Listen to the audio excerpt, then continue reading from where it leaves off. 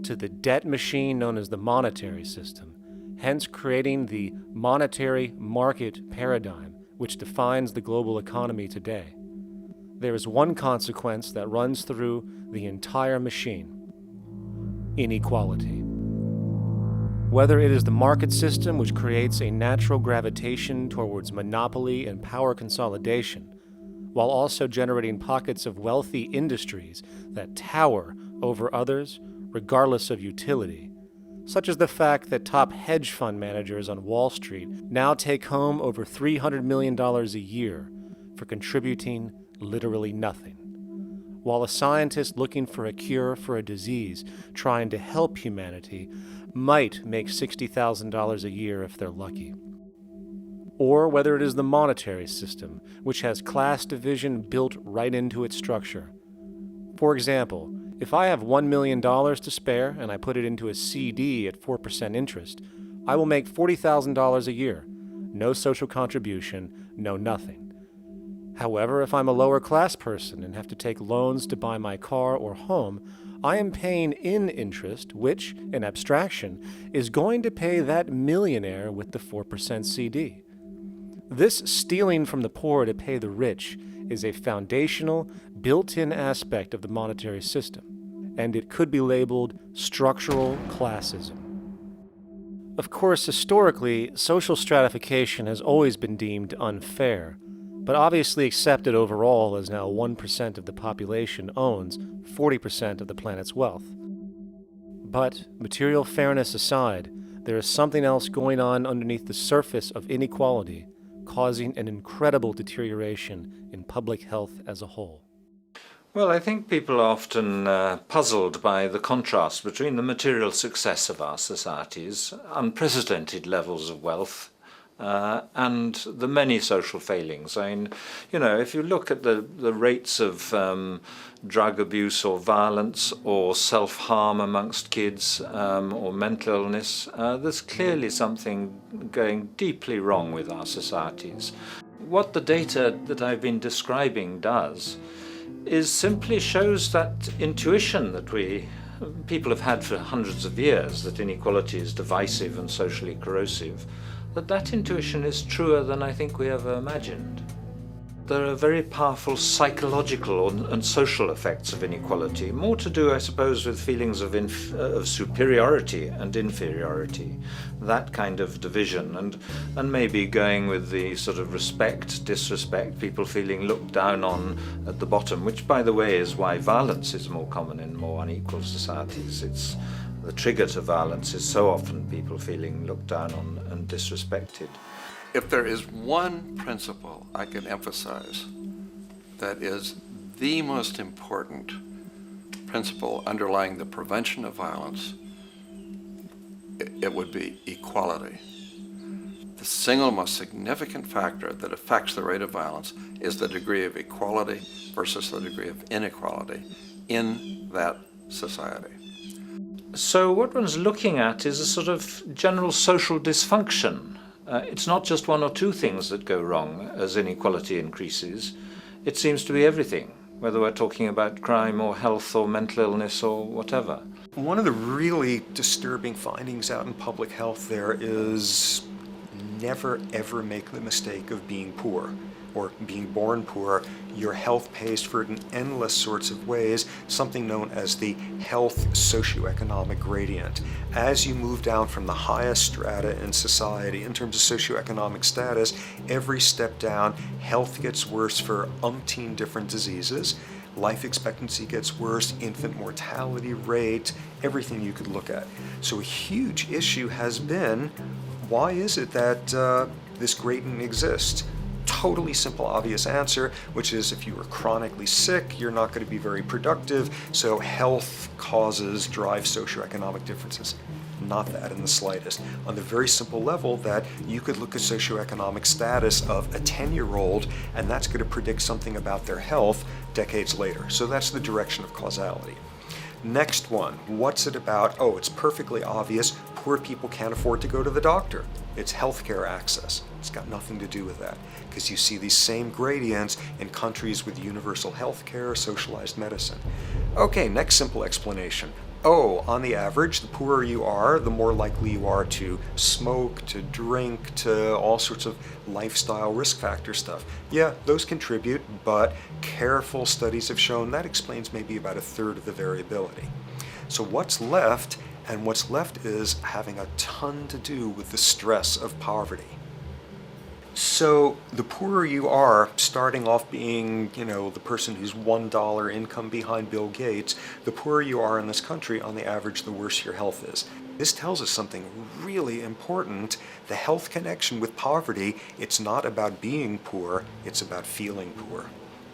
Increasingly, we recognize that chronic stress is an important influence on health, but the most important sources of stress are the quality of social relations.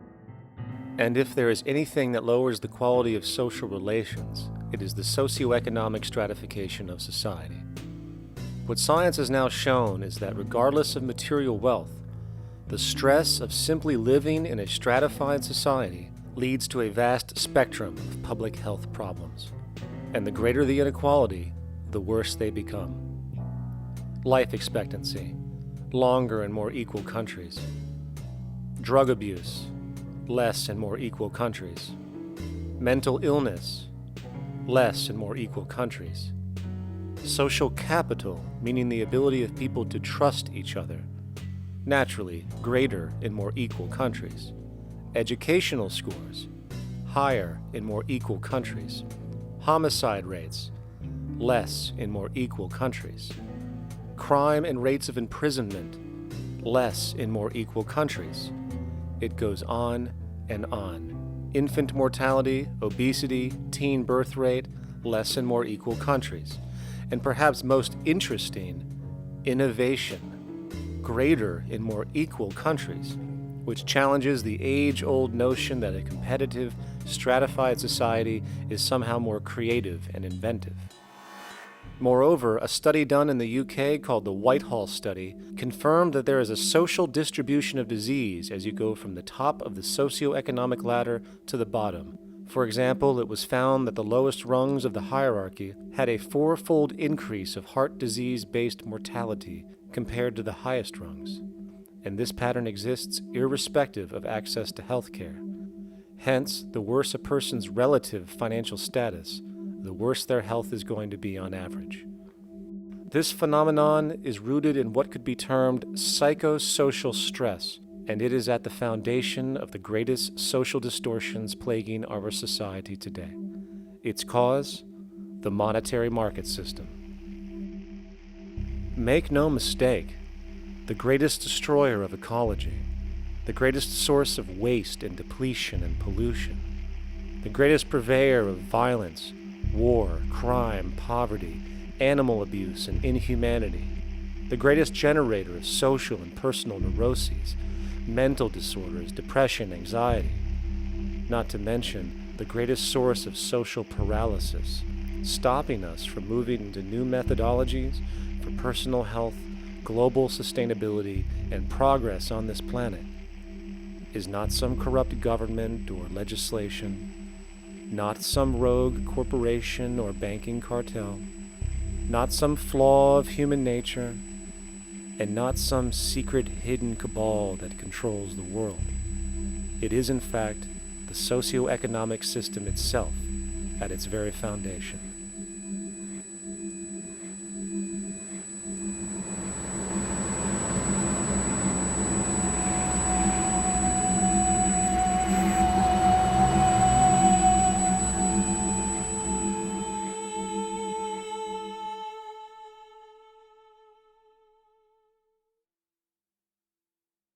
Let's imagine for a moment we had the option to redesign human civilization from the ground up.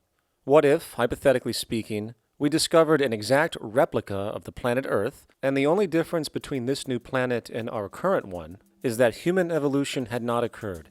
It was an open palette. No countries, no cities, no pollution, no Republicans, just a pristine, open environment. So, what would we do? Well, first we need a goal, right? And it's safe to say that goal would be to survive. And not to just survive, but to do so in an optimized, healthy, prosperous way.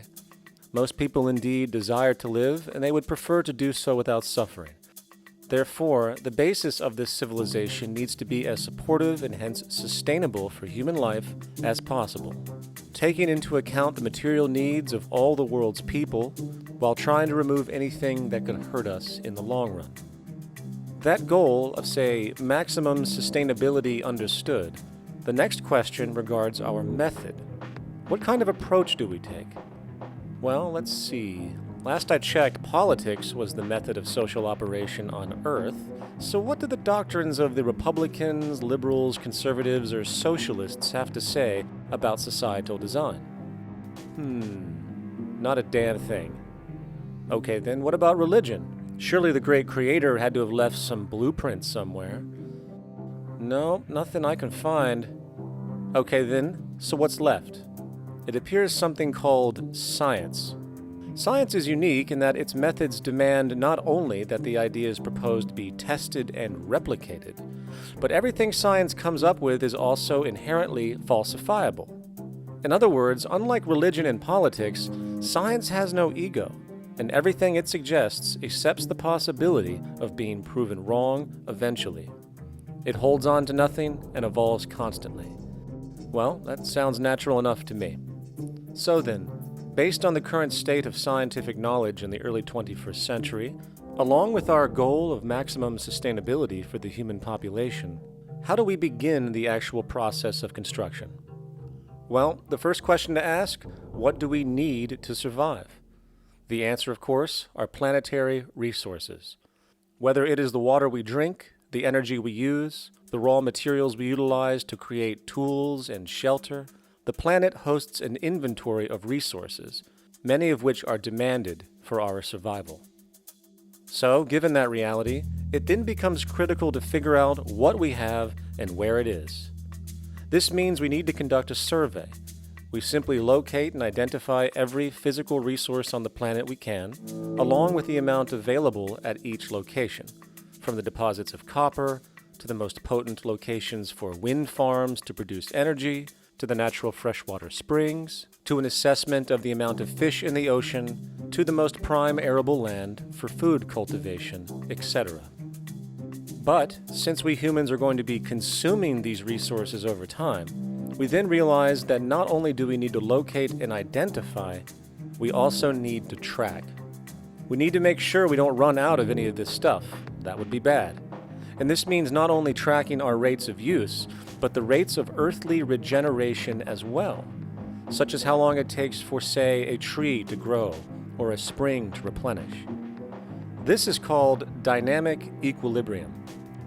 In other words, if we use up trees faster than they can be grown back, we have a serious problem, for it is unsustainable.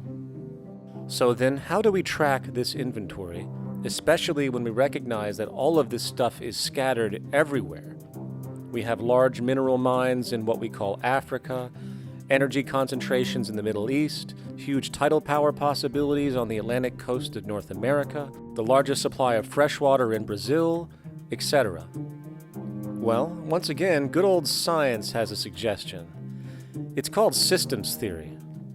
Systems theory recognizes that the fabric of the natural world, from human biology to the earthly biosphere to the gravitational pull of the solar system itself, is one huge synergistically connected system, fully interlinked.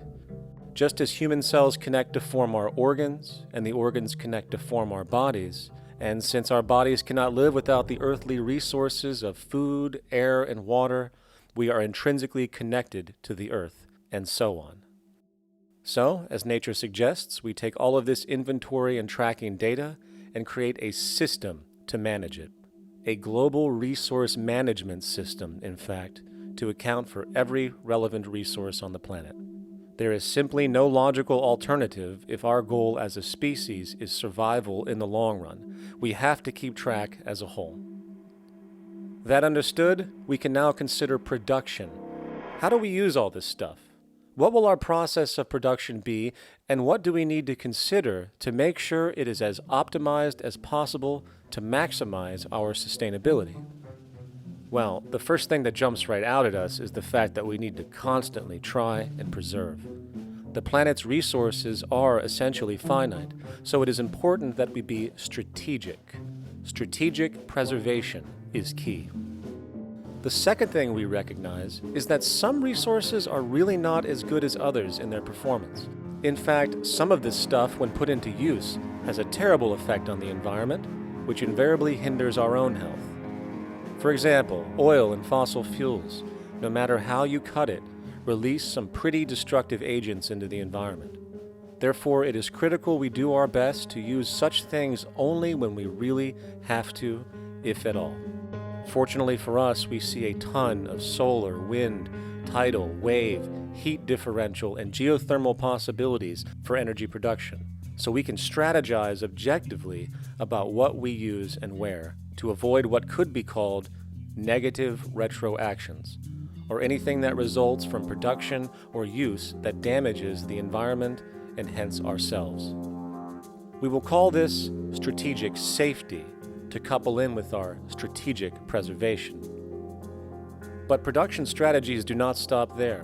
We are going to need an efficiency strategy for the actual mechanics of production itself. And what we find is that there are roughly 3 specific protocols we must adhere to. 1. Every good we produce must be designed to last as long as possible. Naturally, the more things break down, the more resources we are going to need to replace them, and the more waste produced. 2. When things do break down or are no longer usable for whatever reason, it is critical that we harvest or recycle as much as we possibly can. So the production design must take this into account directly at the very earliest stages. 3. Quickly evolving technologies, such as electronics, which are subject to the fastest rates of technological obsolescence, would need to be designed to foreshadow and accommodate physical updates. The last thing we want to do is throw away an entire computer system just because it has only one broken part or is outdated. So we simply design the components to be easily updated, part by part, standardized and universally interchangeable, foreshadowed by the current trend of technological change. And when we realize that the mechanisms of strategic preservation, strategic safety, and strategic efficiency are purely technical considerations, devoid of any human opinion or bias, we simply program these strategies into a computer which can weigh and calculate all the relevant variables, allowing us to always arrive at the absolute best method for sustainable production based on current understandings. And while that might sound complex, all it is a glorified calculator. Not to mention, such multivariate decision-making and monitoring systems are already used across the world today for isolated purposes. It is simply a process of scaling it out. So, now we not only have our resource management system, but also a production management system, both of which are easily computer automated to maximize efficiency, preservation, and safety. The informational reality is that the human mind, or even a group of humans, cannot track what needs to be tracked. It must be done by computers, and it can be. And this brings us to the next level, distribution. What sustainability strategies make sense here? Well, since we know that the shortest distance between 2 points is a straight line, and since energy is required to power transport machines, the less transport distance, the more efficient. Producing goods in one continent and shipping them over to another only makes sense if the goods in question simply cannot be produced in the target area. Otherwise, it is nothing but wasteful. We must localize production so distribution is simple, fast, and requires the least amount of energy. We'll call this the proximity strategy, which simply means we reduce the travel of goods as much as possible, whether raw materials or finished consumer products. Of course, it might also be important to know what goods we are transporting and why, and this falls under the category of demand. And demand is simply what people need to be healthy and to have a high quality of life. The spectrum of material human needs range from core life-supporting necessities, such as food, clean water, shelter, to social and recreational goods, which allow for relaxation and personal social enjoyment, both important factors in human and social health overall. So, very simply, we take another survey. People describe their needs. Demand is assessed, and production begins based on that demand. And since the level of demand of different goods will naturally fluctuate and change around different regions, we need to create a demand distribution tracking system, so to avoid overruns and shortages. Of course, this idea is old news. It is used in every major store chain today to make sure they keep up with their inventory. Only this time we are tracking on a global scale. But wait a minute, we really can't fully understand demand if we don't account for the actual usage of the good itself. Is it logical and sustainable for every single human to, say, have one of everything made, regardless of their usage? No, that would be simply wasteful and inefficient. If a person has a need for a good, but that need is only for, say, 45 minutes a day on average, it would be much more efficient if that good was made available to them and to others when needed. Many forget that it isn't the good that they want, it is the purpose of that good. When we realize that the good itself is only as important as its utility, we see that external restriction, or what we might call today ownership, is extremely wasteful and environmentally illogical in a fundamental economic sense. So, we need to devise a strategy called strategic access. This will be the foundation of our demand distribution tracking system, which makes sure we can meet the demand of the population's needs for access of whatever they need when they need it. And as far as physically obtaining the goods, centralized and regional access centers all make sense for the most part, placed in close proximity to the population, and a person would simply come in, take the item, use it, and when finished, return it when it is no longer needed. Sort of how a library works today.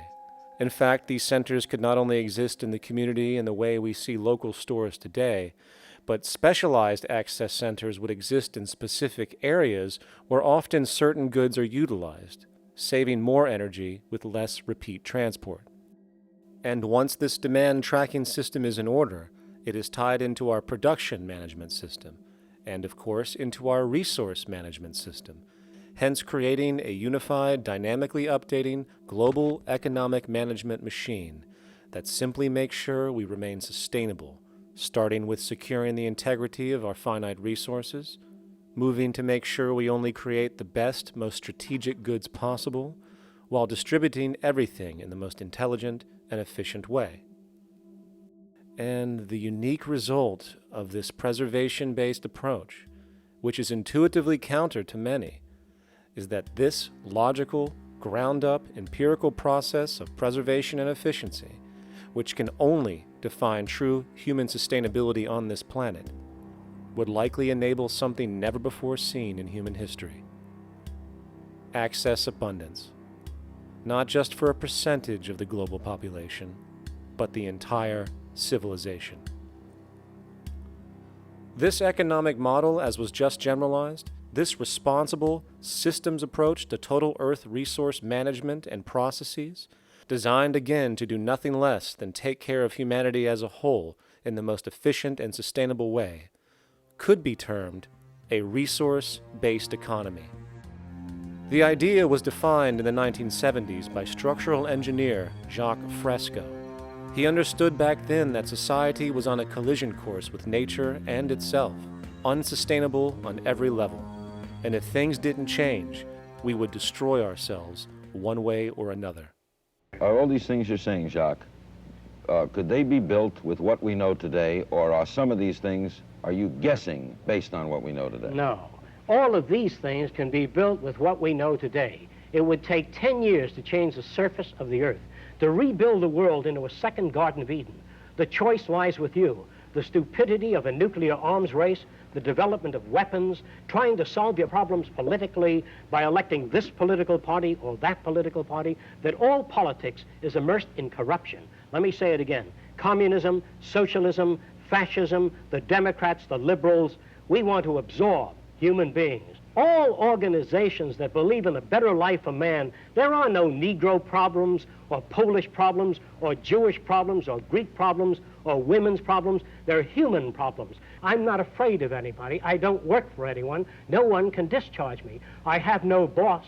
I am afraid to live in the society we live in today. Our society cannot be maintained by this type of incompetency. It was great, the free enterprise system, about 35 years ago. That was the last of its usefulness. Now we've got to change our way of thinking or perish. The horror movies of the future will be our society, the way it didn't work. And politics would be part of a horror movie. Lots of people today use the term cold science because they're analytical, and they don't even know what analytical means. Science means closer approximations of the way the world really works. So it's telling the truth, is what it is. A scientist doesn't try to get along with people. They tell them what their findings are. They have to question all things. And if some scientist comes up with an experiment that shows certain materials have certain strength, other scientists have to be able to duplicate that experiment and come up with the same results. Even if a scientist feels that an airplane wing, due to mathematics or calculations, can hold up a given amount of weight, they still pile sandbags on it to see when it breaks. And they say, you know, my calculations are right, or they're not correct. I love that system because it's free of bias and free of thinking that math can solve all the problems. You have to put your math to test also. I think that every system that can be put to test should be put to test, and that all decisions should be based upon research. A resource-based economy is simply the scientific method applied to social concern, an approach utterly absent in the world today. Society is a technical invention, and the most efficient methods of optimized human health, physical production, distribution, city infrastructure, and the like reside in the field of science and technology, not politics or monetary economics. It operates in the same systematic way as, say, an airplane, and there is no Republican or liberal way to build an airplane. Likewise, nature itself is the physical referent we use to prove our science, and it is a set system, emerging only from our increased understanding of it. In fact, it has no regard for what you subjectively think or believe to be true. Rather, it gives you an option.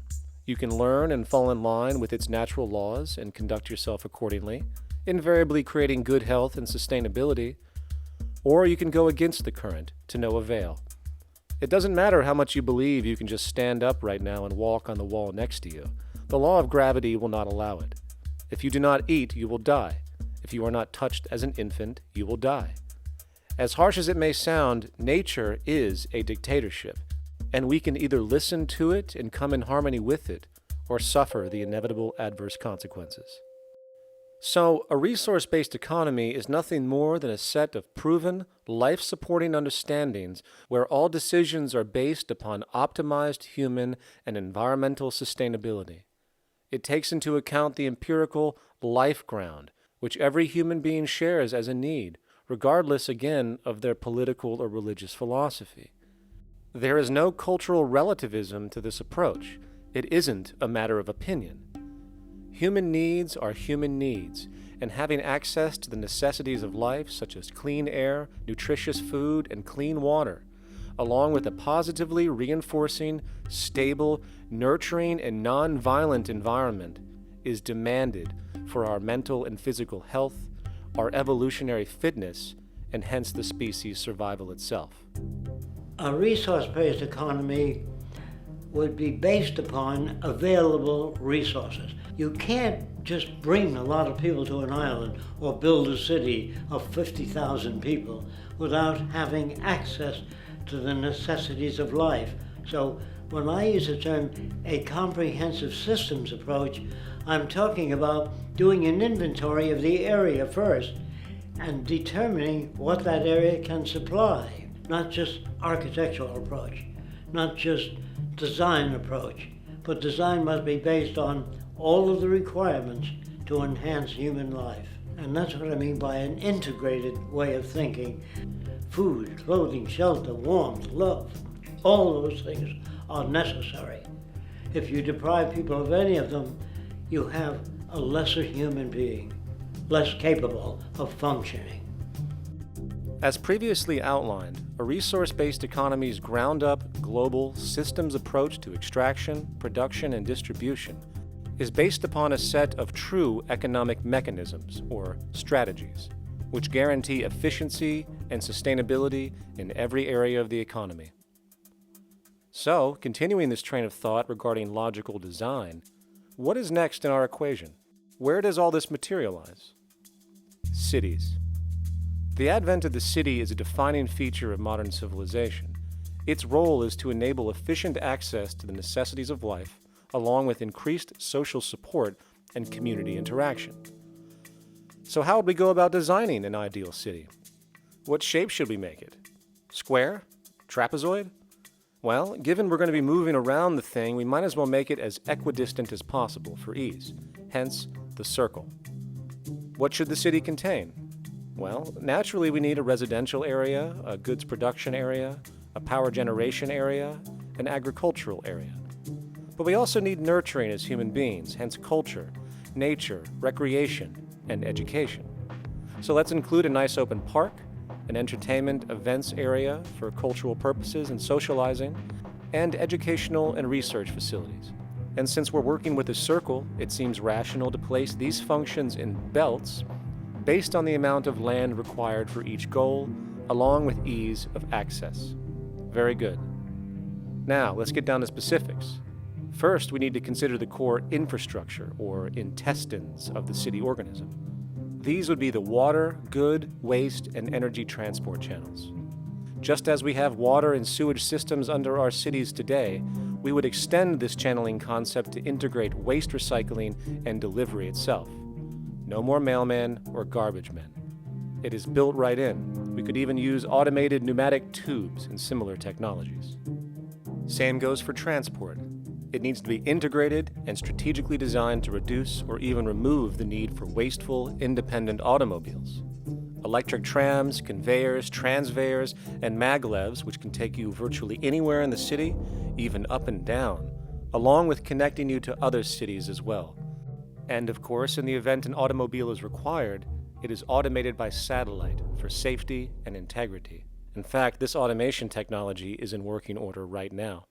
Automobile accidents kill about 1.2 million people every single year, injuring about 50 million. This is absurd and doesn't have to occur.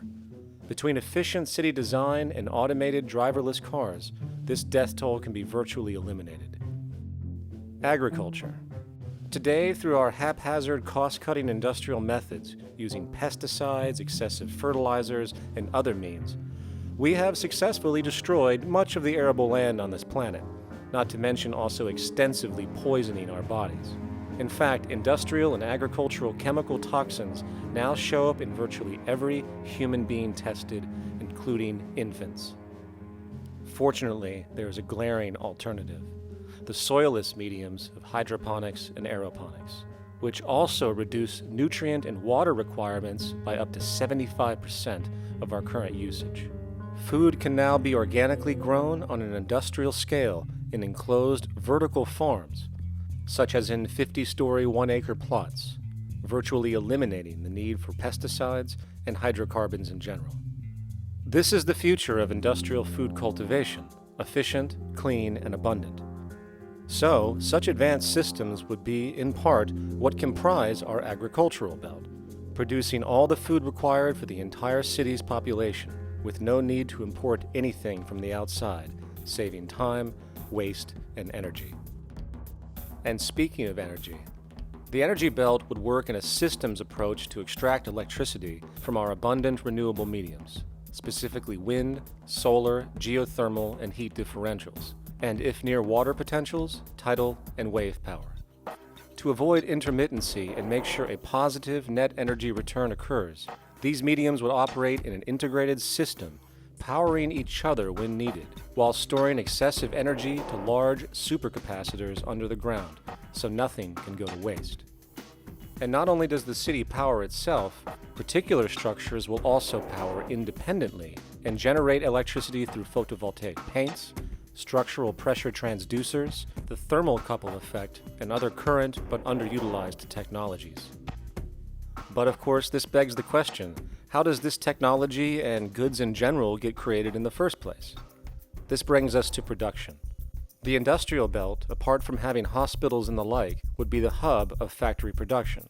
Completely localized overall, it would of course obtain raw materials by way of the global resource management system just discussed, with demand being generated by the population of the city itself. As far as the mechanics of production, we need to discuss a new, powerful phenomenon which was sparked very recently in human history and is on pace to changing everything. It's called mechanization, or the automation of labor. Well, if you look around you, you'll notice that almost everything that we use today is built automatically. Your shoes, your clothes, your home appliances, your car, and so on, they are all built by machines in an automatic way. Can we say that the society has not been influenced by these major technological advancements? Of course not. These systems really dictate new structures and new needs, and they make a lot of other things obsolete. So we've been going up in the development and use of technology in an exponential way. So definitely automation is going to continue. You cannot stop technologies that just make sense. Labor automation through technology is at the bottom of every major social transformation in human history. From the agricultural revolution and the invention of the plow, to the industrial revolution and the invention of the powered machine, to the information age we live in now through essentially the invention of advanced electronics and computers. And with regard to advanced production methods today, mechanization is now evolving on its own, moving away from the traditional method of assembling component parts into a configuration into an advanced method of creating entire products in one single process. Like most engineers, I'm fascinated by biology because it's so full of examples of extraordinary pieces of engineering. And absolutely, what biology is the study of things that copy themselves. Of course, that's good a definition of life as we've got. Again, as an engineer, I've always been intrigued by the idea of machines that would copy themselves. RepRap is a three-dimensional printer. That's to say, it's a printer that you plug into a computer, and instead of making two-dimensional sheets of paper with patterns on, it makes real, physical, three-dimensional objects. Now, there's nothing new about that. 3D printers have been around for about 30 years. Big thing about RepRap is that it prints most of its own parts. So if you've got one, you can make another one and give it to a friend, as well as being able to print lots of useful things. From the simple printing of basic household goods in your home, to the printing of an entire automobile body in one swoop, advanced automated 3D printing now has the potential to transform virtually every field of production, including home construction. Contour crafting is actually a fabrication technology, the so-called 3D printing, when you directly build a 3D object from a computer model. Using contour crafting, it will be possible to build a 2,000 square foot home entirely by the machine in one day. The reason that people are interested in automating construction is that it really brings a lot of benefits. For example, construction is pretty labor intensive, and although it provides job for a sector of the society, it also has issues and complications. For example, construction is the most dangerous job that there is. It is worse than mining and agriculture. It has got the highest level of fatality almost in every country. Another issue is the waste. An average home in the United States has 3 to 7 tons of waste. So this is huge if we look at the impact of construction and knowing that about 40% of all materials in the world are used in construction. So big waste of energy and resources and big damage to the environment as well. Making homes using hammers and nails and wood with the state of our technology today is really absurd and will go the way of our labor class in regards to manufacturing in the United States. Recently, there was a study by economist David Autor of MIT that states that our middle class is obsolete and being replaced by automation. Quite simply, mechanization is more productive, efficient, and sustainable than human labor in virtually every sector of the economy today. Machines do not need vacations, breaks, insurance, pensions, and they can work 24 hours a day every day. The output potential and accuracy compared to human labor is unmatched. The bottom line, repetitive human labor is becoming obsolete and impractical across the world, and the unemployment you see around you today is fundamentally the result of this evolution of efficiency in technology. For years, market economists have dismissed this growing pattern, which could be called technological unemployment, because of the fact that new sectors always seem to emerge to reabsorb the displaced workers. Today, the service sector is the only real hub left and currently employs over 80% of the American workforce, with most industrialized countries maintaining a similar proportion. However, this sector is now being challenged increasingly by automated kiosks, automated restaurants, and even automated stores. Economists today are finally acknowledging what they have been denying for years. Not only is technological unemployment exasperating the current labor crisis we see across the world due to the global economic downturn, but the more the recession deepens, the faster the industries are mechanizing. The catch, which is not realized, is that the faster they mechanize to save money, the more they displace people, the more they reduce public purchasing power. This means that while the corporation can produce everything more cheaply, fewer and fewer people will actually have money to buy anything, regardless of how cheap they become. The bottom line is that the labor for income game is slowly coming to an end. In fact, if you take a moment to reflect on the jobs which are in existence today, which automation could take over right now if applied, 75% of the global workforce could be replaced by mechanization tomorrow. And this is why, in a resource-based economy, there is no monetary market system, no money at all, for there is no need. A resource-based economy recognizes the efficiency of mechanization and accepts it for what it offers. It doesn't fight it like we do today. Why? Because it is irresponsible not to, given any interest in efficiency and sustainability. And this brings us back to our city system. In the center is the central dome, which not only houses the educational facilities and transportation hub, it also hosts the mainframe that runs the city's technical operations. The city is, in fact, one big automated machine. It has sensors in all technical belts to track the progress of agriculture, energy gathering, production, distribution, and the like. Now, would people be needed to oversee these operations in the event of a malfunction or the like? Most probably yes, but that number would decrease over time as improvements continue. However, as of today, maybe 3% of the city population would be needed for this job when you break it down. And I can assure you that in an economic system which is actually designed to take care of you and secure your well-being, without you having to submit to a private dictatorship on a daily basis, usually to a job that is either technically unnecessary or socially pointless, while often struggling with debt that doesn't exist just to make ends meet. I guarantee you people will volunteer their time left and right to maintain and improve a system that actually takes care of them.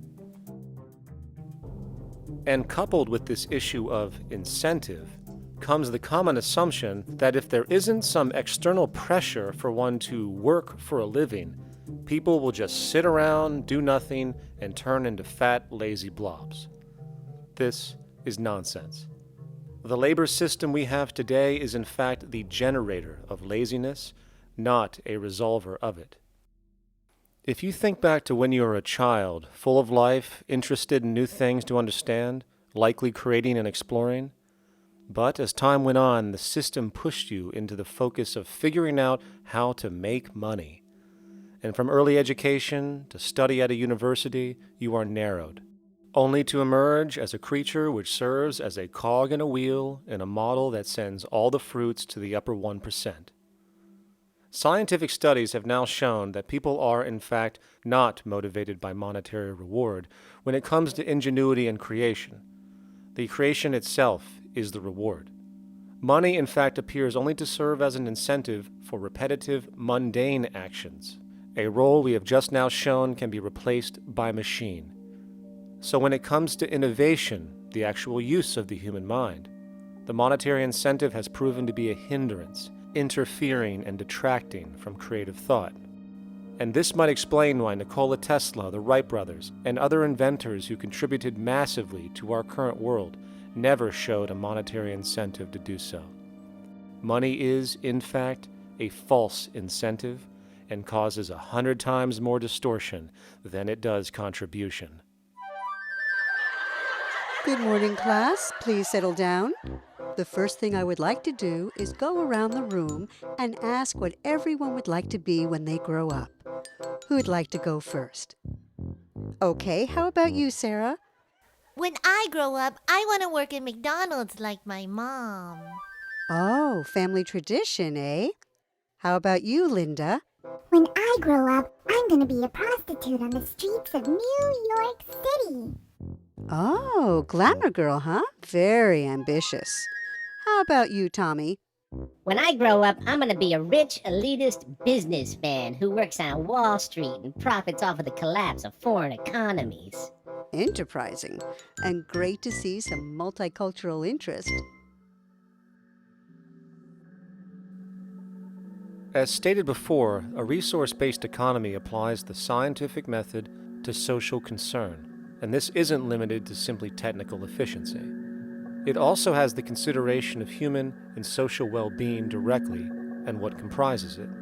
What good is a social system if, in the end, it doesn't produce happiness and peaceful coexistence? So it is important to point out that with the removal of the money system and the necessities of life provided, we would see a global reduction in crime by about 95% almost immediately, for there is nothing to steal, embezzle, scam, or the like. 95% of all people in prisons today are there due to some monetary-related crime or drug abuse, and drug abuse is a disorder, not a crime. So what about the other 5%, the truly violent, often seeming to some as being violent for the sake of being violent? Are they just evil people? The reason that I frankly think it's a waste of time to engage in moral value judgments about people's violence is because it doesn't advance by one iota our understanding of either the causes or the prevention of the violent behavior. People sometimes ask if I believe in forgiving criminals. My answer to that is, no, I don't believe in forgiveness any more than I believe in condemnation. It's only if we as a society can take the same attitude of treating violence as a problem in public health and preventive medicine, rather than as a moral evil, it's only when we make that change in our own attitudes and assumptions and values that we will actually succeed in reducing the level of violence rather than stimulating it, which is what we do now. The more justice you seek, the more hurt you become, because there's no such thing as justice. There is whatever there is out there. That's it. In other words, if people are conditioned to be racist and bigots, if they're brought up in an environment that advocates that, why do you blame the person for it? They're a victim of a subculture. Therefore, they have to be helped. The point is, we have to redesign the environment that produces aberrant behavior. That's the problem, not putting a person in jail. That's why judges, lawyers, freedom of choice, such concepts are dangerous, because it gives you misinformation that the person is bad or that person is a serial killer. Serial killers are made, just like soldiers become serial killers with a machine gun. They become killing machines, but nobody looks at them as murderers or assassins, because that's natural. So we blame people. We say, well, this guy was a Nazi, he tortured Jews. No, he was brought up to torture Jews. Once you accept the fact that people have individual choices and they're free to make those choices, free to make choices means without being influenced. And I can't understand that at all. All of us are influenced in all our choices by the culture we live in, by our parents, and by the values that dominate. So we're influenced. So there can't be free choices. What's the greatest country in the world? The true answer, I haven't been all over the world, and I don't know enough about different cultures to answer that question. I don't know anybody that speaks that way. They say, good old USA, the greatest country in the world. There's no survey. Have you been to India? No. Have you been to England? No. Have you been to France? No. What do you make your assumptions on? They can't answer. They get mad at you. They say, well, goddamn it, who the hell are you to tell me what to think? You know, don't forget, you're dealing with aberrated people. They're not responsible for their answers. They're victims of culture. That means they've been influenced by their culture.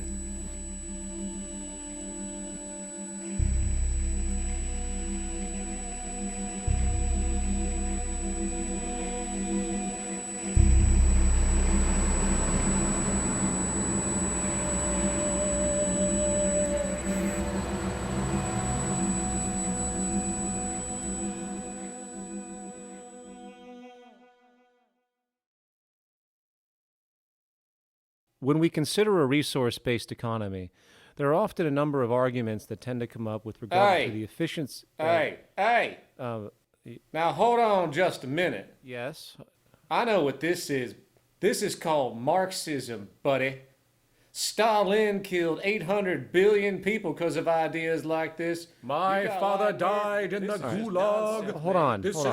Communist, fascist. You don't like America, you should just leave. All right, everybody just calm down. Death to the New World Order. Death to the New World Order. And as the irrationality of the audience grew, shocked and confused, suddenly the narrator suffered a fatal heart attack. And the seemingly communist propaganda film was no more.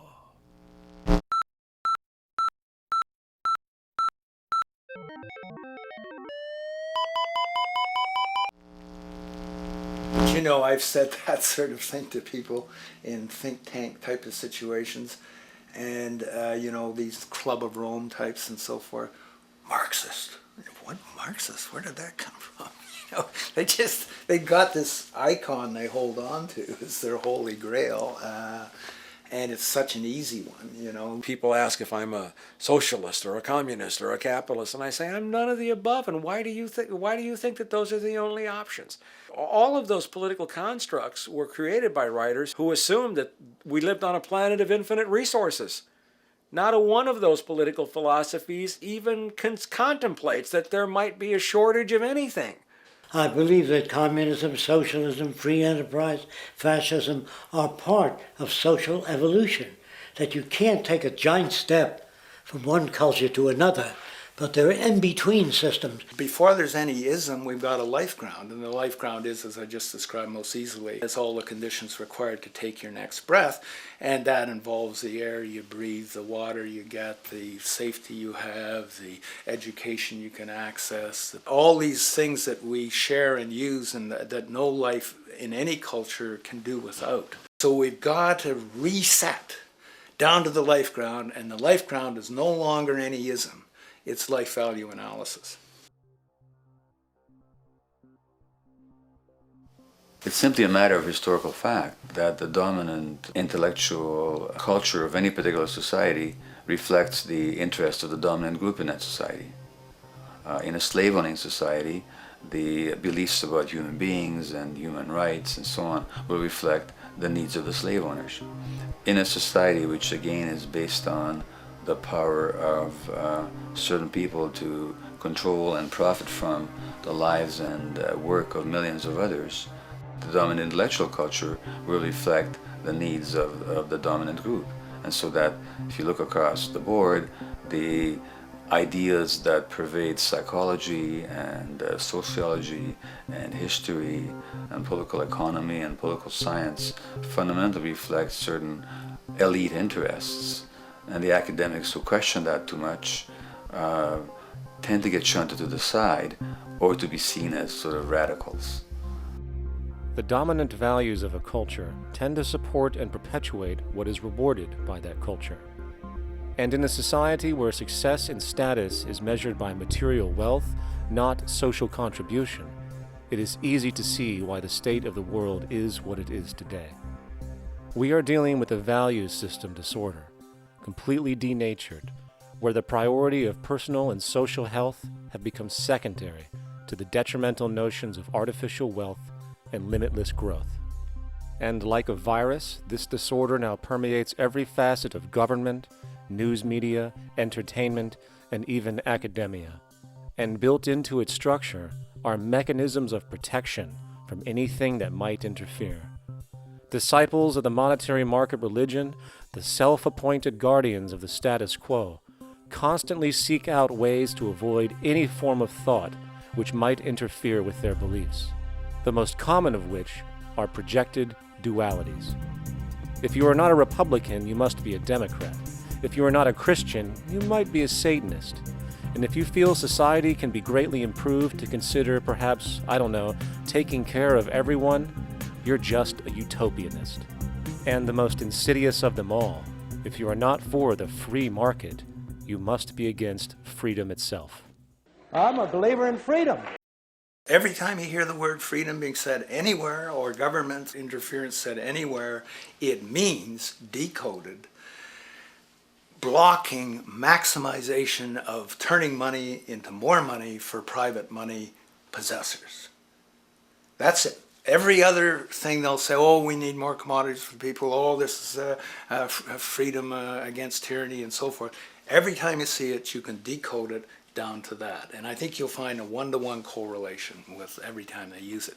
And this is a sense in which we might call, it's a syntax, a governing syntax of understanding and of value, so that it governs beneath their own recognition of it. So they may not say, oh, I didn't mean that at all, but in fact, that's what they do. Just like you may speak a grammar, and you have rules of grammar you follow without recognizing what the rules are. And so what we have is what I call the ruling value syntax that underlies this. So every time they use these words, government interference, lack of freedom, or progress, or development, you can decode them all to come back to mean that. Of course, when you hear the word freedom, it tends to be in the same sentence with something called democracy. It's fascinating how people today seem to believe that they actually have a relevant influence on what their government does, forgetting that the very nature of our system offers everything for sale. The only vote that counts is the monetary vote, and it doesn't matter how much any activist yells about ethics or accountability. In a market system, every politician, every legislation, and hence every government is for sale. And even with the $20 trillion bank bailout starting in 2007, an amount of money which could have changed, say, the global energy infrastructure to fully renewable methods, instead going to a series of institutions that literally do nothing to help society, institutions that could be removed tomorrow with no recourse. The blind conditioning that politics and politicians exist for the public well-being still continues. The fact is, politics is a business, no different than any other in a market system, and they care about their self-interest before anything else. I don't really, honestly, deep down believe in political action. I think the system contracts and expands as it wants to. It accommodates these changes. I think the civil rights movement was an accommodation on the part of those who own the country. I think they see where their self-interest lies. They see a certain amount of freedom seems good, an illusion of liberty. Give these people a voting day every year so that they'll have the illusion of meaningless choice. Meaningless choice that we go like slaves and say, "Oh, I voted." The limits of debate in this country are established before the debate even begins, and everyone else is marginalized. They're made to seem either to be communists or some sort of disloyal person, a kook, there's a word, and now it's conspiracy. Say, they've made that something that should not be even entertained for a minute, that powerful people might get together and have a plan. Doesn't happen. You're a kook. You're a conspiracy buff. And of all the mechanisms of defense of this system, there are two that repeatedly come up. The first is this idea that the system has been the cause of the material progress we have seen on this planet. Well, no. There are basically two root causes which have created the increased so-called wealth and population growth we see today. One, the exponential advancement of production technology, hence scientific ingenuity. And two, the initial discovery of abundant hydrocarbon energy, which is currently the foundation of the entire socioeconomic system. The free market, capitalist, monetary market system, whatever you want to call it, has done nothing but ride the wave of these advents with a distorted incentive system and a haphazard, grossly unequal method of utilizing and distributing those fruits. The second defense is a belligerent social bias generated from years of propaganda, which sees any other social system as a route to so-called tyranny, with various name droppings of Stalin, Mao, Hitler, and the death tolls they generated. Well, as despotic as these men might have been, along with the societal approaches they perpetuated, when it comes to the game of death, when it comes to the systematic daily mass murder of human beings, nothing in history compares to what we have today. Famines throughout at least the last century of our history have not been caused by a lack of food. They've been caused by relative poverty. The economic resources were so inequitably distributed that the poor simply didn't have enough money with which to buy the food that would have been available if they could have afforded to pay for it. That would be an example of structural violence. Another example, in Africa and some other areas, but I'll particularly focus on Africa, tens of millions of people are dying of AIDS. Why are they dying? It's not because we don't know how to treat AIDS. We have, millions of people in the wealthy countries are getting along remarkably well because they have the medicines that will treat it. The people in Africa who are dying of AIDS are not dying because of the HIV virus. They're dying because they don't have the money with which to pay for the drugs that would keep them alive. Gandhi saw this. He said the deadliest form of violence is poverty. And that's absolutely right. Poverty kills far more people than all the wars in history, more people than all the murderers in history, more than all the suicides in history. Not only does structural violence kill more people than all the behavioral violence put together, structural violence is also the main cause of behavioral violence.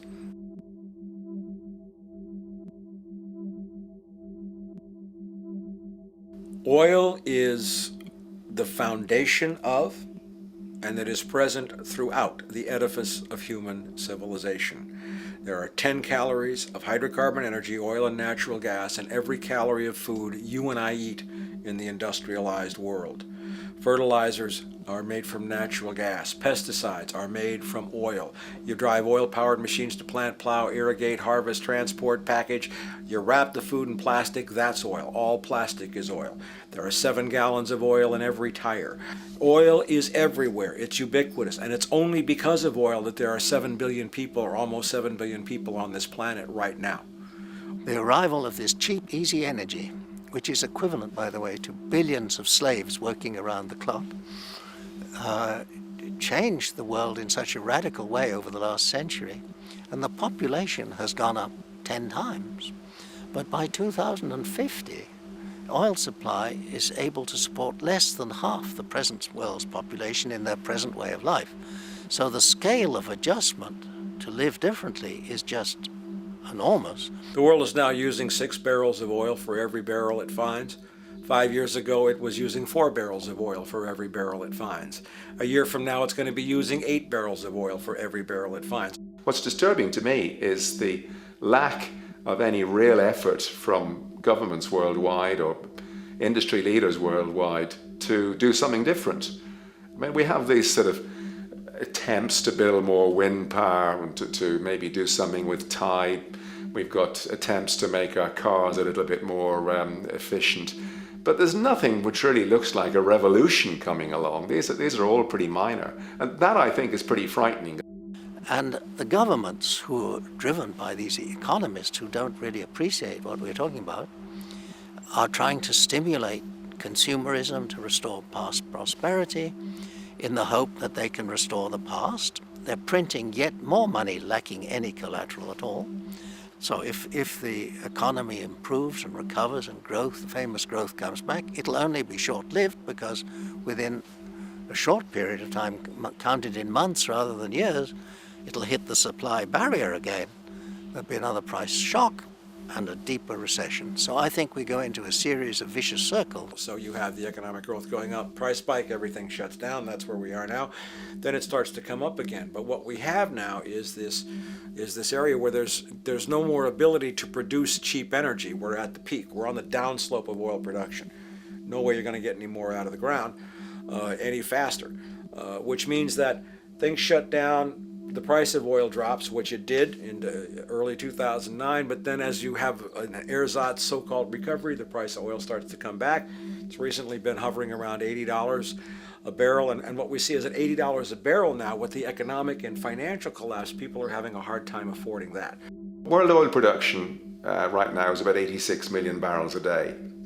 Over 10 years, you're looking at roughly 40 million barrels a day having to be replaced.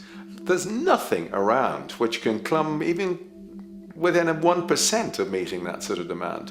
If we don't do something pretty quickly, there's going to be a huge energy deficiency. I think the big mistake is in not recognizing a decade or so ago that a concerted effort needed to be made to develop these sustainable forms of energy. I think that's something our grandchildren will look back on with total disbelief. You people knew that you were dealing with a finite commodity. How could you possibly have built your economy around something which was going to disappear? For the first time in human history, the species is now faced with the depletion of a core resource central to our current system of survival.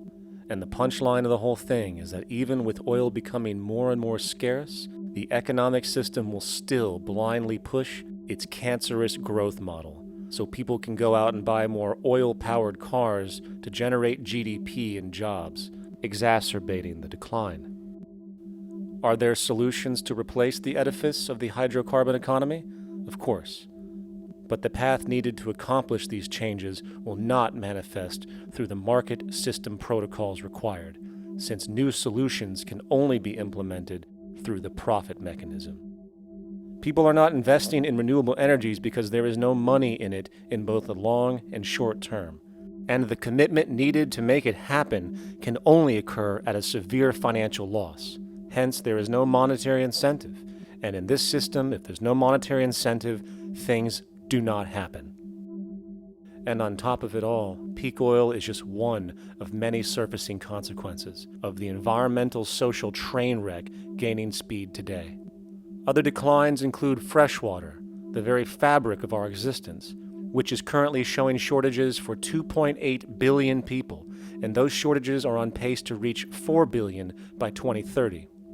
Food production, the destruction of arable cropland, from which 99.7% of all human food comes from today, is occurring up to 40 times faster than it is being replenished. And over the last 40 years, 30% of the arable land has become unproductive. Not to mention that hydrocarbons are the backbone of agriculture today, and as it declines, so will the food supply. As far as resources in general, at our current patterns of consumption, by 2030 we will need 2 planets to continue our rates, not to mention the continual destruction of life-supporting biodiversity, causing extinction spasms and environmental destabilization across the globe. And with all of these declines, we have the near exponential population growth, where by 2030 there might be over 8 billion people on this planet. Energy production alone would need to increase 44% by 2030 to meet such demand. And again, since money is the only initiator of action, Are we to expect that any country on the planet is going to be able to afford the massive changes needed to revolutionize agriculture, water processing, energy production, and the like, when the global debt pyramid scheme is slowly shutting the entire world down? Not to mention the fact that the unemployment you currently see is going to become normality due to the nature of technological unemployment. The jobs are not coming back. And finally, a broad social perspective. From 1970 to 2010, poverty on this planet doubled due to this system. And given our current state, do you honestly think we will see anything less than more doubling, more suffering, and more mass starvation? There is not going to be any recovery. This is not some long depression that we're someday going to pull out of. I think the next phase we're going to see after the next round of economic collapse is massive civil unrest, when employment checks stop being paid because the states have no money left. And when things get so bad that people lose confidence in their elected leaders, they will demand change if we don't kill each other in the process or destroy the environment. I'm just afraid that we might get to the point of no return. And that bothers me no end. We do all we can to avoid that condition. It's clear that we're on the verge of a great transition in human life. That what we face now is this fundamental change of the life we've known over the last century. There has to be a link between the economy and the resources of this planet, the resources being, of course, all animal and plant life, the health of the oceans and everything else. This is a monetary paradigm that will not let go until it's killed the last human being. The in-group will do all it can to stay in power. And that's what you got to keep in mind. They'll use the Army and Navy and lies or whatever they have to use to keep in power. They're not about to give it up because they don't know of any other system that will perpetuate their kind.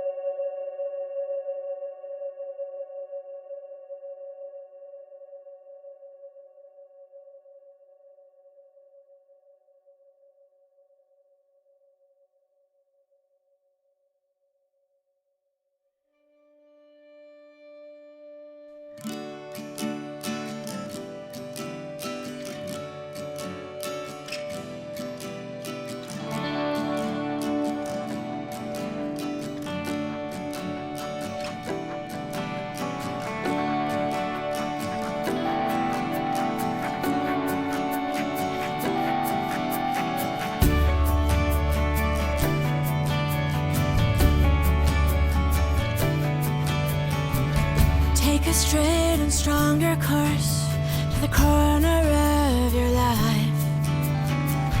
Just remember that the goal is for us all to capture all we want.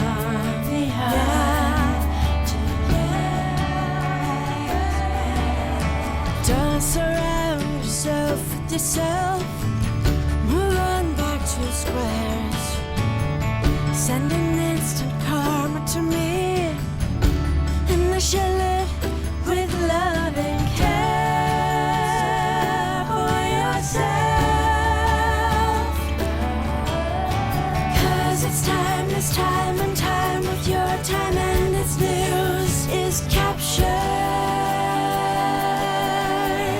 for the queen to use.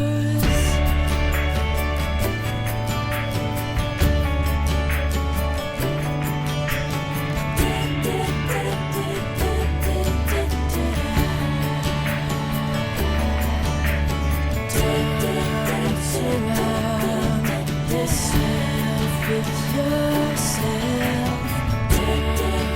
Surround yourself.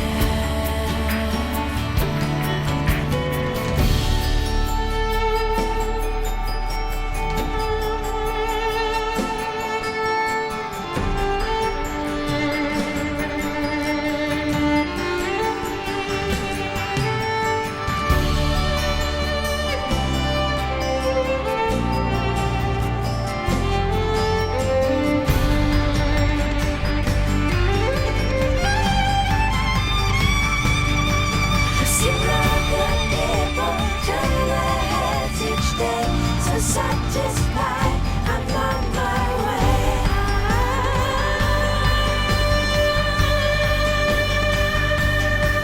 I see other people turn their heads each day. So satisfied, I'm on my way.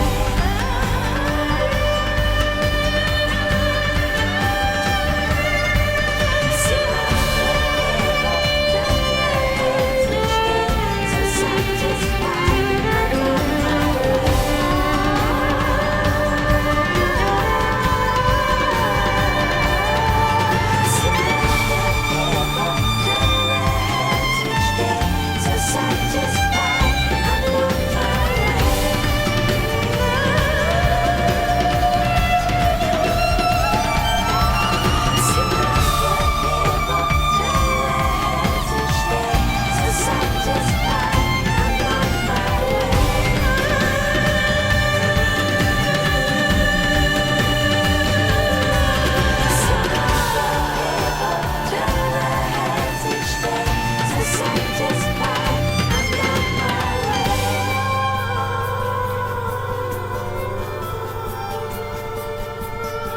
I see other people turn their heads each day.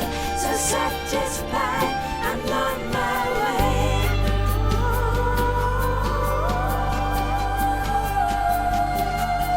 I see other people turn their heads each day. So satisfied, I'm on my way.